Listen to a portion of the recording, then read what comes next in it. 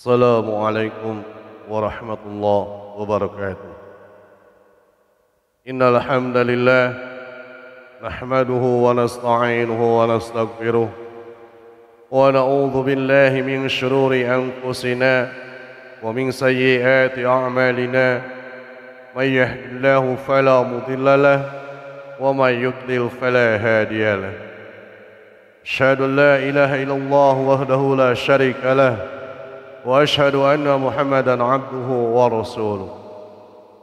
فقال الله تعالى في القرآن الكريم: أعوذ بالله من الشيطان الرجيم.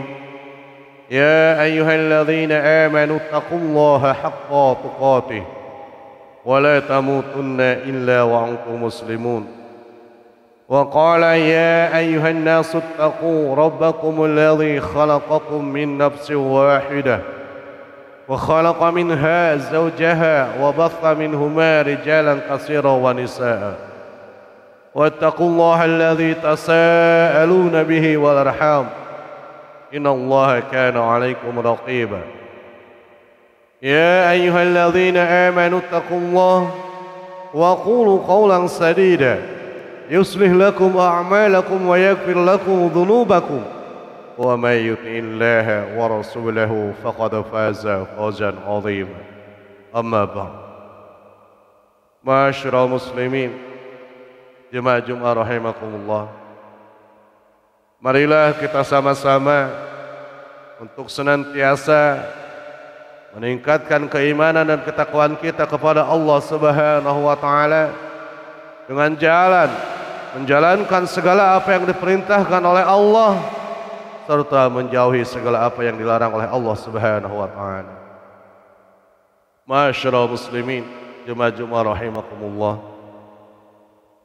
Mulut adalah salah satu nikmat Allah yang patut kita syukuri. Karena dengan mulut kita bisa mengungkapkan maksud kita. Lalu cara mensyukurinya adalah dengan menggunakan mulut untuk membicarakan hal-hal yang diridhoi oleh Allah Subhanahu wa taala. Dengan kata lain, berbicara menurut ketentuan Allah dan Rasul-Nya. Dengan demikian, pembicaraan kita bernilai ibadah dan insya Allah akan ada imbalannya dari Allah Subhanahu wa taala. Di dalam Quran surat Al-Isra ayat 53, Allah Subhanahu wa taala mengatakan yang artinya, dan katakanlah kepada hambaku, hendaklah mereka mengucapkan perkataan yang lebih baik. Sesungguhnya setan itu menimbulkan perselisihan di antara mereka. Sesungguhnya setan itu musuh yang nyata bagi manusia. Ma'asyiral muslimin, jemaah rahimakumullah. Berbicara buruk atau tentang keburukan, caci maki adalah berasal dari setan. Setanlah yang menggerakkan manusia untuk saling menimbulkan perselisihan dengan pembicaraan yang buruk. Maka hati-hatilah menjaga lidah dan bibir. Menjelek-jelekan, memaki, walaupun terhadap orang yang melakukan kesalahan, tidak akan menyelesaikan masalah. Justru akan menimbulkan masalah baru, yaitu perselisihan. Bahkan bisa menjerumuskan kepada permusuhan dan perpecahan. Coba bayangkan hari ini sekalian, kalau orang yang mencela kita, walaupun memang kita bersalah, namun hati kita tetap akan sakit. Apalagi kalau hal itu dilakukan di hadapan orang banyak, tentu kita akan malu sekali dan akhirnya timbul dendam kita kepada orang yang mencela tadi. Jadi alangkah mulianya kalau kita bisa menahan nafsu untuk tidak berkata-kata yang tidak baik. Rasulullah Shallallahu Alaihi Wasallam pun dalam keadaan marah sekali tidak pernah mengeluarkan kata-kata kasar, karena itu bisa menyakiti hati orang yang bersangkutan. Ma'asyiral muslimin, jemaah Jumat rahimakumullah. Kita semua pasti setuju dengan ungkapan di bawah ini. Siapa yang banyak bicara, banyaklah keseleo lidahnya. Siapa yang banyak salahnya, maka pasti banyaklah dosanya. Siapa yang banyak dosanya, maka banyaklah kemungkinan untuk masuk neraka. Itu adalah sebuah ungkapan dari seorang sahabat Rasulullah SAW, yaitu Umar bin Khattab radhiyallahu an. Umar bin Khattab adalah contoh orang yang sedikit berkata-kata tetapi banyak bekerja. Beliau mempunyai kebiasaan turun ke jalan-jalan sewaktu malam untuk mengetahui keadaan rakyatnya. Ini sewaktu beliau menjadi khalifah. Ya, suatu keadaan yang buruk tidak akan berubah hanya dengan kata-kata. Ia harus dirubah dengan perbuatan. Seperti orang yang ingin kenyang, dia harus makan.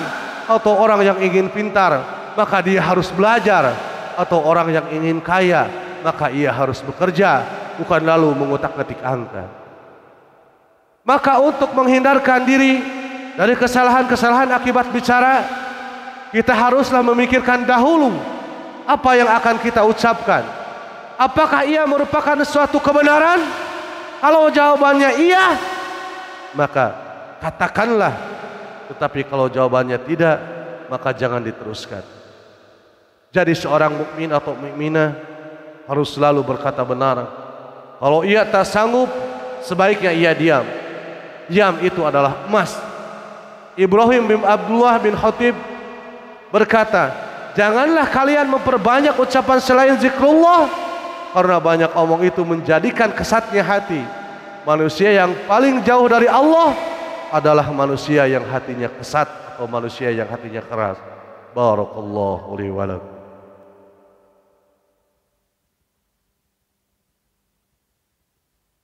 Alhamdulillahilladzi arsala rasulahu bil huda wa dinil haqq liyudhhirahu 'ala ad-dini kulli wa kafaa billahi shahida walau karihal kafirun. Asyhadu an la ilaha illallah wahdahu la syarika lah wa asyhadu anna Muhammadan abduhu wa rasuluh. Faqala Allah Ta'ala fil Qur'anil Karim, a'udzu billahi minasy syaithanir rajim. Ya ayyuhalladzina amanu taqullaha haqqa tuqatih wa la tamutunna illa wa antum muslimun. Amma ba'd. Ma'asyiral muslimin jemaah Jumat rahimakumullah. Tahukah kita siapa yang disebut orang yang bangkrut menurut Rasulullah sallallahu alaihi wasallam? Tanya Rasulullah. Orang yang tidak punya harta lagi, serentak menjawab para sahabat. Rasulullah sallallahu alaihi wasallam menerangkan bahwa orang yang bangkrut adalah orang yang datang di hari kiamat membawa amalan salat, zakat dan saum, tetapi juga telah mencaci, menuduh, memakan harta tak halal, membunuh tanpa hak, memukul. Maka amalan baiknya dihimpunkan kepada orang yang dizaliminya itu. Sedangkan amalan buruk orang yang dilimpahkan kepadanya, kemudian ia dilimpahkan ke dalam neraka. Hadis riwayat Muslim. Itulah ancaman kepada orang yang suka bergunjing atau membicarakan orang lain. Walau amalan solihnya banyak, namun itu akan habis termakan oleh perbuatan mulutnya yang tak terjaga. Kita memang berbakat sekali untuk menjadi evaluator amalan orang lain, namun jarang di antara kita yang bisa menjadi evaluator yang jujur bagi diri kita sendiri. Rasulullah SAW pernah mengibaratkan orang yang suka membicarakan keburukan saudaranya ibarat ia memakai bangkai, ibarat ia memakan bangkai saudaranya sendiri. Sebenarnya hal itu tidak akan terjadi kalau kita sering bermuhasabah, introspeksi, mengoreksi ke dalam diri kita sendiri, apakah perbuatan kita sudah baik atau belum, sehingga kita tidak terjerumus ke dalam perbuatan ghibah itu. Maka semboyannya adalah kuman di pelupuk mata nampak, kebun binatang pun di seberang lautan tampak. Sebagai penutup, kiranya tidak ada salahnya kalau kita membuka kitab suci Al-Quran, baca baik-baik Al-Quran, apa yang ada di dalam Al-Quran, kemudian amalkan apa yang telah kita pelajari di dalam Al-Quran. Sekali lagi mari kita berdoa kepada Allah Subhanahu wa taala agar Allah Subhanahu wa taala menjauhkan diri kita dari perbuatan ghibah. Rabbana atina fid dunya hasanah wa fil akhirati hasanah wa qina adzaban nar. Aqulu qali hadza wa astaghfirullah li wa lakum. Assalamualaikum warahmatullahi wabarakatuh.